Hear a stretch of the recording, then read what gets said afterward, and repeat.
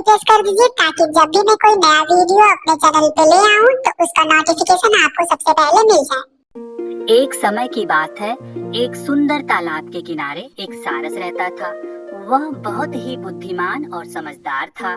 तालाब में कई तरह के जानवर और पक्षी आते थे, लेकिन सारस हमेशा अकेला रहता था।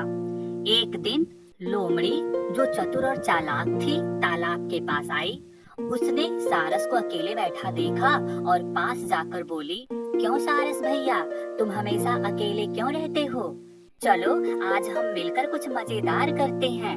सारस ने कहा, मैं हमेशा अकेला रहना पसंद करता हूँ, लेकिन अगर तुम चाहती हो तो हम कुछ समय साथ बिता सकते हैं। लोमड़ी ने अपनी चतुराई से सोचा कि अगर वह सारस को अपने जाल में फंसा सके तो उसे आसानी से पकड़ लेगी।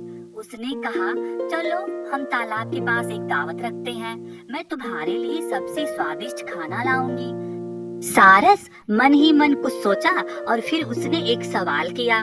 उसने पूछा लोमड़ी से, तुम खाना किस तरह लाओगी? लोमड़ी ने मुस्कुराते हुए कहा, मैं तुम्हारे लिए स्वादिष्ट मछलियाँ लाऊंगी। सारस ने कहा, ठीक है, लेकिन याद रखना मैं सिर्फ ताजे और साफ मछलियों के लिए ही आऊंगा। लोमड़ी कुछ पल सोच के उसने मन ही मन एक योजना बनाई। वह सारस के पास पहुंचकर बोली, सारस भाई, क्या तुम मेरी कुछ मदद करोगे? सारस ने पूछा, कैसी मदद? लोमड़ी ने कहा, मेरे पास एक मछली पकड़ने का जाल है, पर मैं उसे अकेले नहीं संभाल पा रही, क्या तुम मेरी मदद करोगे? सारस ने समझ लिया कि यह लोमड़ी का चालाकी भरा जाल है। उसने मुंह खोला और कहा, मैं तुम्हारी मदद नहीं कर सकता, तुम अपने काम में अपनी चतुराई का इस्तेमाल करो, मैं यहाँ अकेला रहूंगा। लोमड़ी ने सोचा कि सारस को धोखा देने का उसका प्रयास विफल हो गया।